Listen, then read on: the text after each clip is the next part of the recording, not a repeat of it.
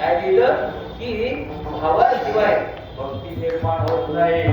नवे नवे भाव हा भक्तीचा प्राण आहे. हे वाक्य ग्रंथातले आहे बरं का. भक्तीचा प्राण हा भाव आहे. मग प्राणाशिवाय शरीर चालत नाही. एकदा काय झालं ऐका. एकदा सगळे इंद्रिय काय म्हणले, म्हटले बा आम्हीच काय काम करतो. मग सगळे आम्हीच काय काम करतो. प्रत्येकाला वाटायचं मीच काय करतो. मग पायांनी चालायचं बंद केलं, हातांनी हात उचलायचं बंद केलं.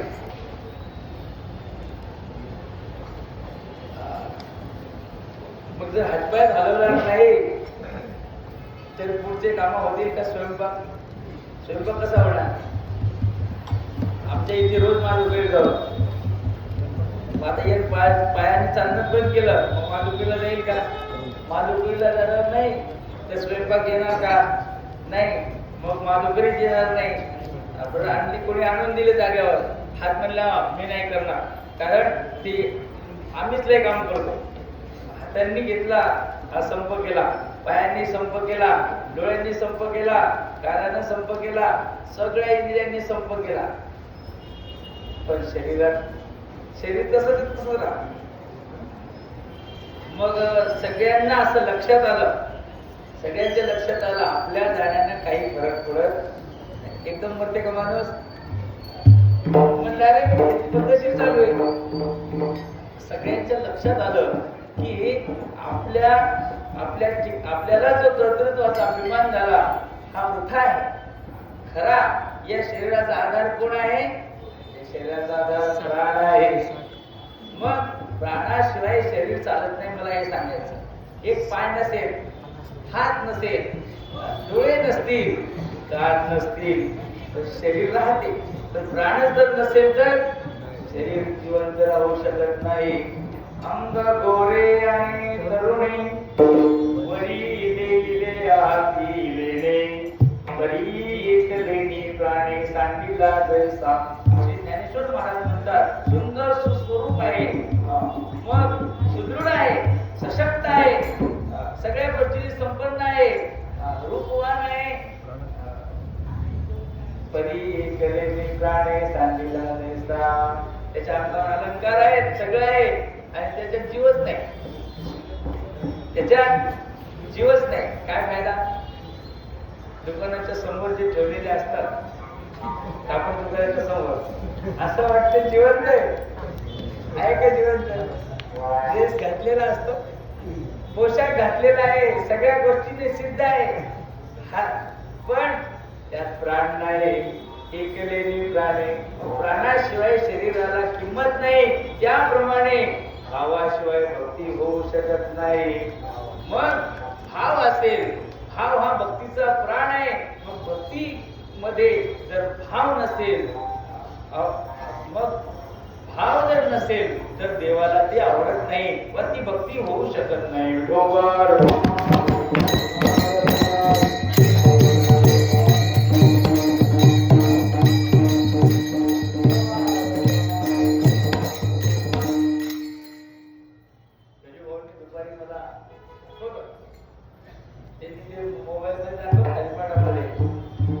काय लिहिलं म्हणाले मनी नाही भाव म्हणे देवा बरा भाव. मनात भाव नाही आणि देव कसा पावायचा. का त्याच्या पुढे आहे देव आशानं भेटायचा नाही रे. देव बाजारचा मनी नाही भाव.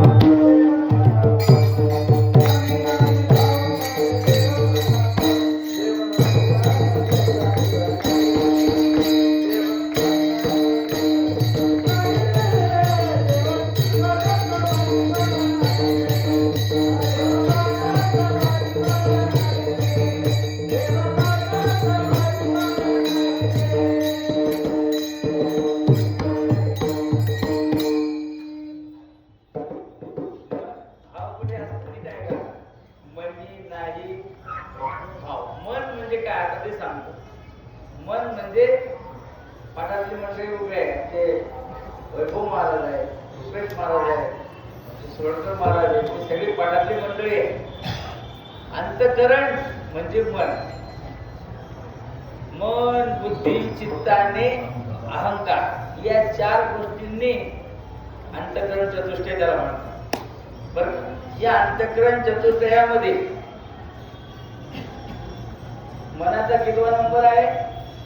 पहिला नंबर आहे. मनाचा पहिला नंबर आहे. मग चतुष्टय म्हणजे 4 पहिला भाग, दुसरा भाग, तिसरा भाग, चौथा भाग. अंतकरण हा पाव हिस्सा आहे. नीट आहे. अंतकरण हा पाव हिस्सा आहे. चतुष्टयामधला एक पाव, 4 आणे मनाचा भाग आहे. मग हा जो अंतकरणाचा भाग आहे, मन, या मनात भाव राहतो. मनी नाही भाव, मला हे सांगायचं. मग अंतकरण देवाला पाहिजे. मन भाव समन्विततापूर्वक केलेली आळवणी देवाला त्या ठिकाणी आकृष्ट करते. हा त्याचा अर्थ आहे. भोजना मागती तूप पावशेर, भोजना मागती तूप पावशेर. हा अभंग गुरु परंपरेच्या पहिल्या अभंगातला ही चरण आहे. गुरु महाराज काय मागतात? भोजना मागती तूप पावशेर. एक पाव तूप मागितलं, पावशेर. मग पावशेर म्हणजे पाव हिस्सा. तूपच का म्हटलो? तूप का म्हटलं? तुपामध्ये ना वास, ताकाचा काही अंश असतो तुपात? पाण्याचा अंश असतो? नाही, शुद्ध असते तूप.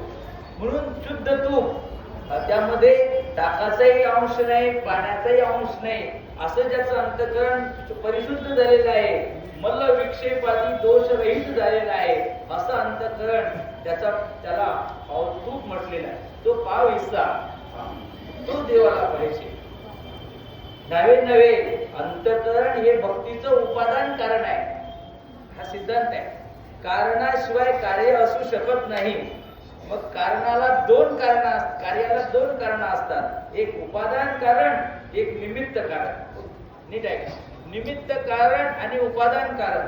उपादान कारण हे असते, त्याचा कार्यामध्ये प्रवेश असतो.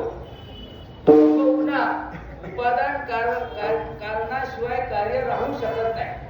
उपादान कारणानं जर त्यातून पाय घेतला तर कार्य टिकून राहू शकत नाही. जसं घट आहे, घटामध्ये माती हे त्याचं उपादान कारण आहे. मातीशिवाय घट नाही. नीट आहे. मडकं तयार करायचं असेल तर काय काय पाहिजे?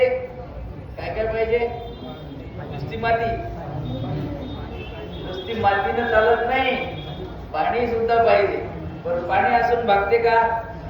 नाही. मग माती ऐकू येणार आहे का? माती आणण्याकरता गाढव पाहिजे. ना? गाढवाच्या पाठीवर माती देण्याकरता कुंभार पाहिजे. कुंभार, गाढव, त्या मातीला आकार देण्याकरता लागते ते चाक. चाकाला फिरवण्याकरता गाडी पाहिजे, दंड पाहिजे. चक्र, दंड, गुलाल हे सगळे निमित्त कारण आहेत आणि मुख्य कारण आहे माती. मातीशिवाय घट नाही, पण कुंभाराशिवाय सुद्धा घट नाही. पाण्याशिवाय घट नाही, चक्राशिवाय घट नाही, चाकाशिवाय. सुंदर उदाहरण दिलं महाराजांनी. उदक अग्नी धान्य झालं गडे पाक.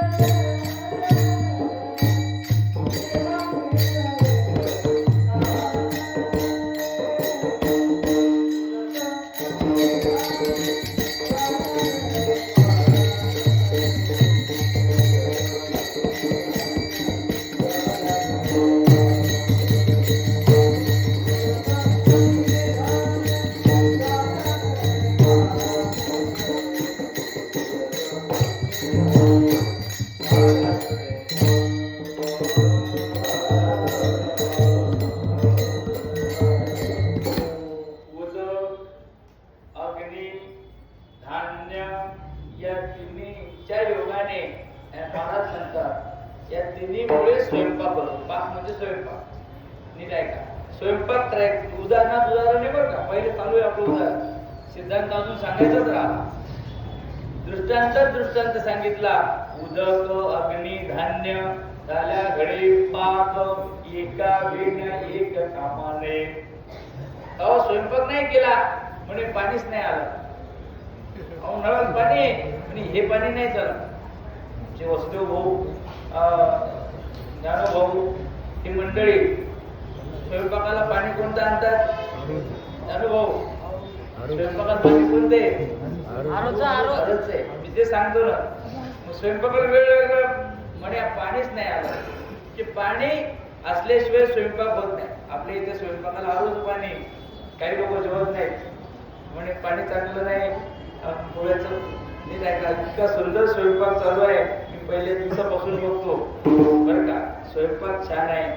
चांगली भाजी सगळ्या गोष्टी आवडीनं करणारी मंडळी इथे आहे. नीट ऐका. मग स्वयंपाक बनवणारे आहेत म्हणून स्वयंपाक होतो. पीठ आहे मीठ आहे गॅसच नाही होईल का स्वयंपाक? नाही. पाणी पाहिजे तशी अग्नी सुद्धा पाहिजे. उदक अग्नी धान्य धान्य म्हणजे पीठ. या सगळ्या गोष्टीची जोड असेल तेव्हा स्वयंपाक होतो. त्याचे एका विना एक कामाने. एक जरी त्यातला नसलं तर स्वयंपाक होत नाही. तसं महाराज म्हणतात की सगळ्या गोष्टी आहेत. तरी एक भाव नाही माझा तरी पाजाळते. काय म्हटले? जर माझा भाव त्यात नसेल, प्रेम भाव नसेल, भक्ती भाव नसेल, सगळं बरोबर आहे. पण त्यात भाव नसेल तर भावे विन भक्ती बोलू नये. म्हणून अभंगातून बाबा सांगतात भक्ती करायची पण कशी करायची? देवाला आळवायचं पण